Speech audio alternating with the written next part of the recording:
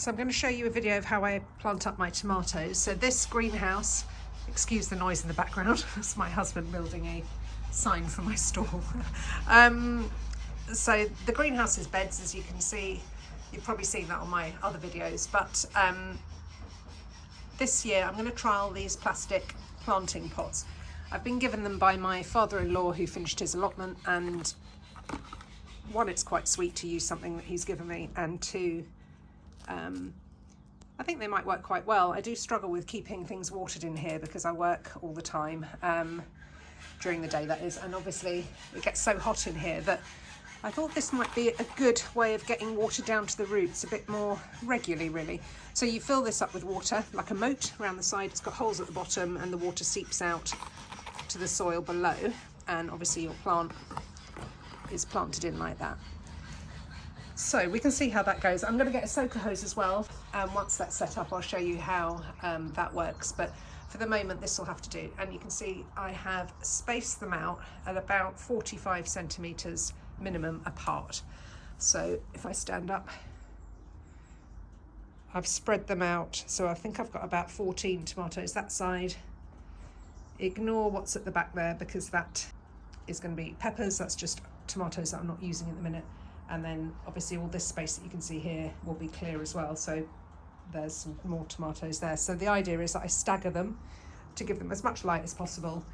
All of these tomatoes are vine tomatoes. I've got some dwarf kind of determinate ones which are what we call bush tomatoes, and they'll be going in pots and probably actually going outside depending on the weather. Right, I'm just going to show you how I plant those up. Okay, so this is what I need to plant the tomatoes out. So obviously we've got this, and then I've got some compost, and I've also got some water with some seaweed in, so I'll feed the plant just to water it in and give it a feed, because it's obviously going to move, so sometimes they have a little bit of a sulk when you move them, so the feed will just help them a little bit. Right, so this bed is a no-dig bed, and basically I layer it every year, just top dress it with homemade compost or whatever I have. So once I've dug the hole, just a couple of, I can chuck all of that in, some good handfuls of compost. Now this is compost from a company called Classed Element. They do organic, peat-free, biological substrate, and I absolutely love it. It's really good to deal with. Really nice to plant into, and they do a seed one and kind of like a pot one afterwards to grow things on with, and that's what I'm using now.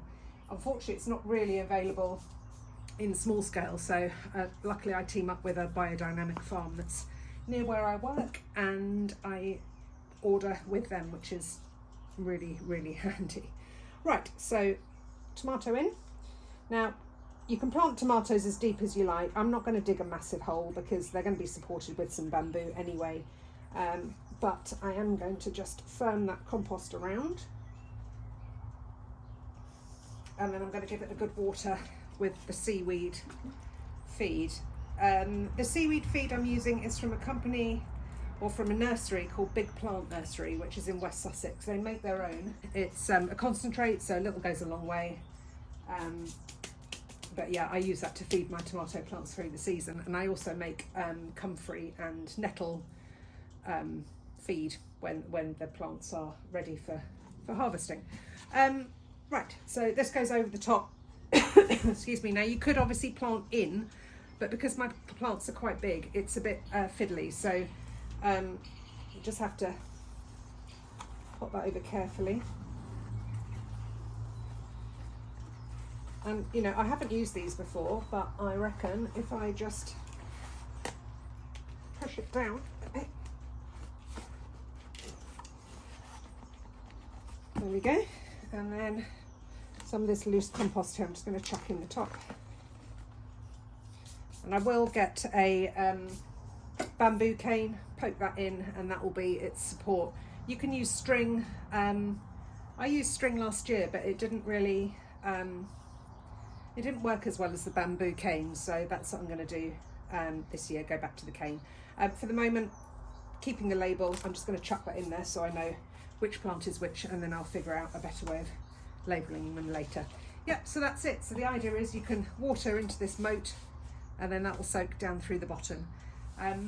Yeah, I'm really hopeful for this year's growing. So here we are.